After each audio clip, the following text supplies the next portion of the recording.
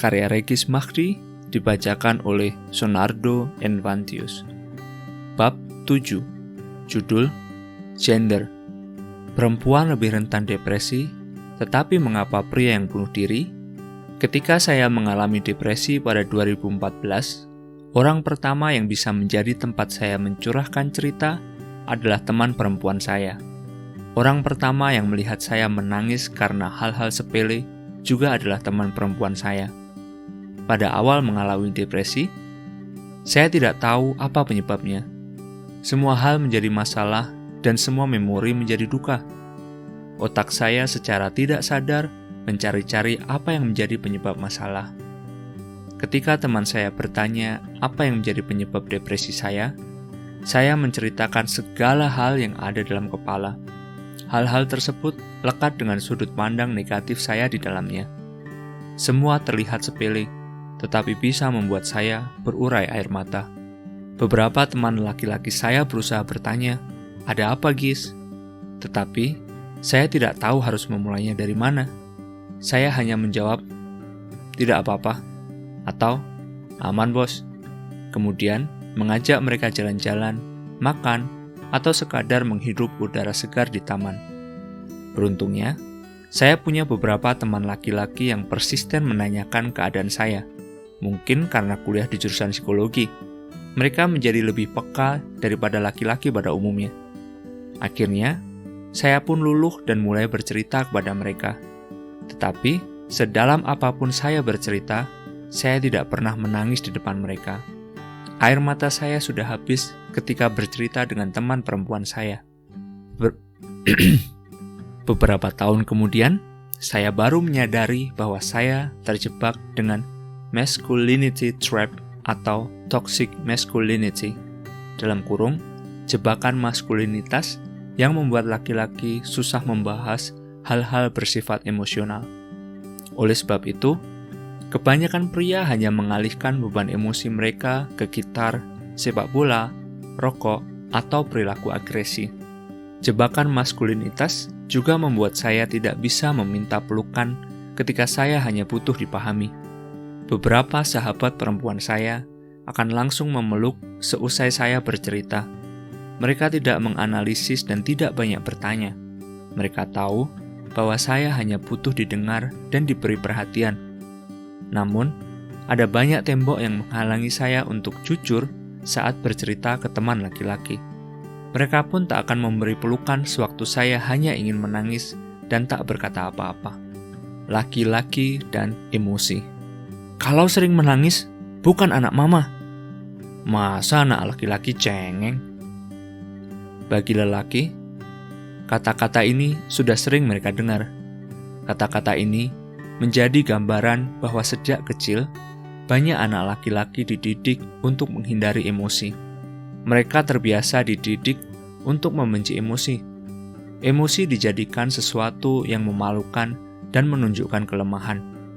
Emosi hanya boleh dilakukan oleh perempuan. Menangis hanya dilakukan oleh orang lemah. Kata-kata ini melahirkan jebakan maskulinitas di dalam masyarakat kita. Tanpa disadari, kita pun sering melontarkannya ketika melihat adik sepupu atau keponakan laki-laki kita menangis. Kita meneruskan pola itu kepada mereka yang akan menjadi generasi penerus kita. Akibatnya, lelaki masih terkena stigma negatif bila ingin menangis atau sekedar bicara dari hati ke hati. Kini kebiasaan harus diubah. Orang ingin hidup bebas dari kepalsuan dengan mengedepankan authenticity dan vulnerability. Dalam kurung, keaslian, dan kerapuhan. Ini adalah era di mana lelaki juga berhak menunjukkan sisi kemanusiaannya, yakni memiliki kerapuhan dan jujur terhadap segala emosi yang dialaminya. Laki-laki juga manusia biasa. Sama seperti perempuan, laki-laki juga memiliki emosi. Tidak ada istilah perempuan lebih emosional dibandingkan laki-laki.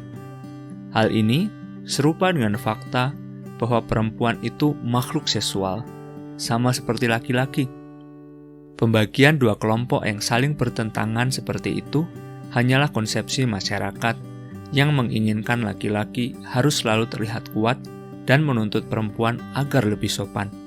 Konsepsi itu membuat laki-laki ahli memakai topeng dan menyembunyikan emosinya. Laki-laki menahan hasratnya untuk bercerita dan menyalurkan apa yang ia rasakan. Lebih parah lagi, laki-laki menjadi tidak mengenali emosinya. Akhirnya, banyak laki-laki hanya bisa marah-marah ketika mereka sedang sedih atau kecewa. Biasanya, laki-laki menyalurkan emosi melalui kegiatan fisik atau perenungan diri, seperti olahraga atau menghisap rokok. Itulah sebabnya, laki-laki yang sedang stres bisa menghisap rokok lebih banyak dari biasanya. Kalau tidak terkendali lagi, laki-laki bisa menjadi abusive atau melakukan kekerasan kepada pasangannya. Kekerasan ini dilakukan karena mereka memiliki masalah kejiwaan yang tak bisa terekspresikan. Jebakan maskulinitas membuat kebanyakan laki-laki hanya bisa menyalurkan emosinya dalam bentuk marah-marah ke sosok terlemah di sekitarnya, anak dan perempuan. Apakah laki-laki tidak bisa depresi? Secara statistik, perempuan memang lebih rentan mengalami depresi. Namun, penelitian selama 50 tahun membuktikan bahwa jumlah laki-laki bunuh diri lebih banyak dibandingkan perempuan. Pada 2014 di Britania Raya, kasus bunuh diri pada laki-laki mencapai 76% dari total kasus bunuh diri. Bunuh diri menjadi pembunuh terbesar para laki-laki usia produktif di bawah 45 tahun. Penelitian yang melibatkan sampel dari seluruh dunia, diwakili oleh 90 negara yang tergabung dalam PBB, menemukan bahwa angka bunuh diri pada laki-laki hampir 3 kali lipat lebih tinggi dari perempuan. Penelitian ini menunjukkan bahwa laki-laki biasanya memendam emosi dan enggan mengakui depresi yang ia alami. Mereka akhirnya jarang meminta pertolongan seperti sekadar bercerita ke teman dekat atau berkunjung ke profesional, psikolog, dan psikiater. Akibatnya, depresi mereka akan semakin memburuk dan tak tertolong lagi. Sebenarnya, laki-laki memiliki gejala depresi yang sama dengan perempuan, seperti perasaan bersalah, kepercayaan diri yang rendah, rasa tidak memiliki masa depan, serta rasa lelah dan tidak bisa merasa bahagia. Bedanya, laki-laki tidak memiliki banyak kosakata untuk membahasakan emosi negatif yang mereka alami. Peneliti yang mewawancarai orang dengan depresi seringkali menemukan subjek laki-laki tidak mampu menceritakan suasana hati mereka. Kata-kata yang mereka gunakan biasanya untuk mengekspresikan rasa nyeri di badan seperti "dada saya nyeri" atau "tulang punggung bawah saya selalu nyeri".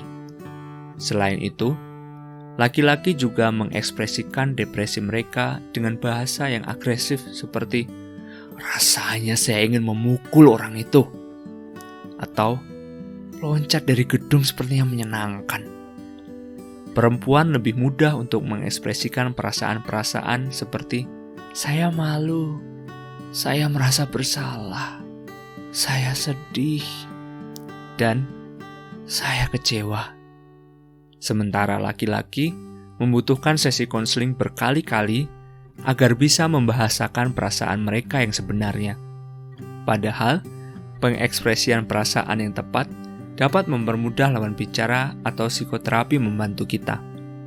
Laki-laki yang mengalami depresi lebih mudah untuk mengalihkan dirinya ke penggunaan rokok, alkohol, dan obat-obatan. Sebagai dampaknya, tubuh dan pikiran mereka juga terpengaruh oleh zat-zat yang terkandung di dalamnya. Jika dibiarkan, pengalihan ini juga bisa menjadi adiksi yang akhirnya akan memperparah depresi mereka.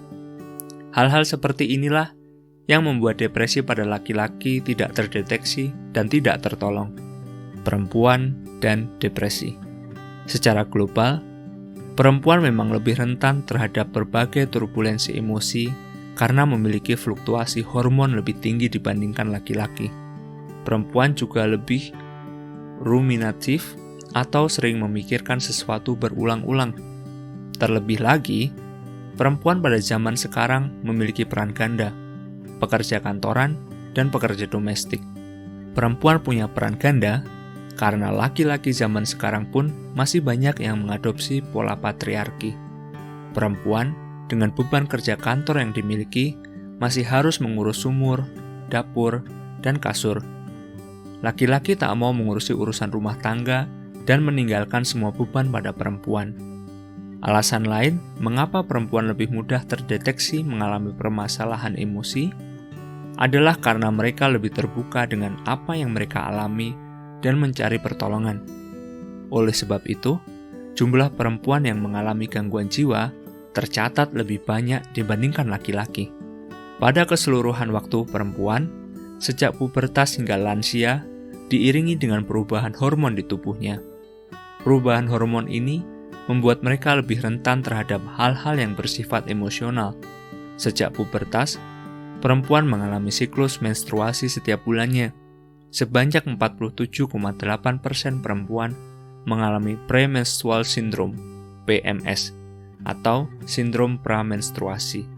Pada saat ini, mereka mengalami nyeri di beberapa bagian tubuh seperti kram perut, sakit tulang belakang, sakit kepala, dan pencernaan. PMS bukan sekadar sakit fisik, melainkan juga perubahan hormon yang menjadikan mereka lebih mudah sedih, marah, dan sensitif, serta mengalami berbagai emosi negatif lainnya. Perempuan juga bisa mengalami depresi pada saat setelah kehamilan. Sebuah studi meta-analisis atas 59 penelitian menemukan bahwa depresi pasca kehamilan atau postpartum depression dialami oleh 13% perempuan di seluruh dunia. Terakhir, pada masa tua kehidupannya, perempuan juga bisa mengalami perubahan hormonal saat dan sesudah menopause. Menopause membuat mereka mengalami gangguan tidur, gangguan kognitif, dan depresi. Secara singkat, perubahan hormon dari waktu ke waktu pada perempuan membuat mereka lebih mudah terkena depresi dibandingkan pria. Selain yang telah saya sebutkan, perempuan juga menerima banyak sekali tuntutan dalam kehidupannya.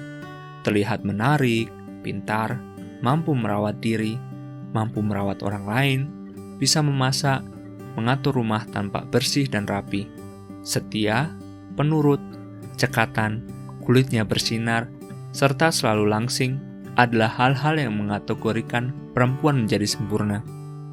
Media dan industri kapitalis turut berperan dalam kondisi ini. Banyaknya produk kecantikan di iklan dan toko adalah simbol betapa perempuan terbuai oleh citra ideal kurus, tinggi, langsing, kulit putih, bebas jerawat, dan tidak bernoda sedikit pun. Para perempuan meyakini bahwa dirinya harus dipoles dengan kosmetik untuk menutupi kekurangannya. Tuntutan untuk menjadi sempurna itu membuat perempuan selalu merasa kurang atau tidak pernah cukup. Rasa rendah diri seperti ini, jika dibiarkan, dapat menjadi perasaan tidak berharga dan merasa lebih rendah daripada orang lain atau inferiority complex yang akan membawanya kepada berbagai gangguan kesehatan mental seperti depresi, kecemasan, panic attack, anoreksia, dan bulimia. Apakah saya masih terjebak toxic masculinity? Saya merasa cukup beruntung masuk ke jurusan psikologi ketika studi S1. Saya bisa mempelajari pikiran dan emosi, serta dikelilingi oleh orang-orang yang selalu bersedia mendengarkan keluh kesah saya dan mampu meruntuhkan tembok ego yang saya buat sendiri. Saya juga beruntung karena berkesempatan kuliah jurusan Global Mental Health di Inggris untuk S2. Selama di Inggris, saya melihat banyak kampanye kesehatan mental yang mengangkat tema laki-laki dan kesehatan mental. Bahkan saat itu, Pangeran William dan Lady Gaga mengampanyekan kesehatan mental dan meminta orang-orang untuk berani terbuka terkait isu kesehatan mental mereka. Pangeran Harry pun mengakui bahwa dia bergelut dengan duka cita yang amat lama semenjak ibunya, Putri Diana, meninggal dengan tragis. Ketika saya mengikuti sebuah program kepemimpinan dan aktivitas sosial di Amerika, saya juga bertemu dengan orang-orang dari kalangan minoritas yang bergelut dengan isu kesehatan mental. Beberapa di antaranya adalah orang-orang Afrika Amerika dan orang-orang dengan HIV. Sebagai minoritas, mereka merasa ditolak dan dipinggirkan oleh masyarakat. Mereka dapat bertahan dari kondisinya karena terbuka kepada orang-orang terdekat. Melalui mereka, saya belajar bahwa jujur ke diri sendiri dan terbuka kepada orang lain adalah hal yang sangat penting. Saat ini, saya sudah tidak malu untuk menunjukkan kesedihan saya. Saya akan jujur ketika saya bahagia maupun sedih. Setidaknya, kepada orang-orang terdekat saya. Bahkan saya tidak takut untuk mengungkapkan cerita saya di blog. Tetapi, bukan berarti orang lain harus melakukannya juga. Kita semua bebas memilih cara untuk jujur mengakui emosi yang kita rasakan. Laki-laki juga berhak mengeluarkan air mata dan mengakui emosinya.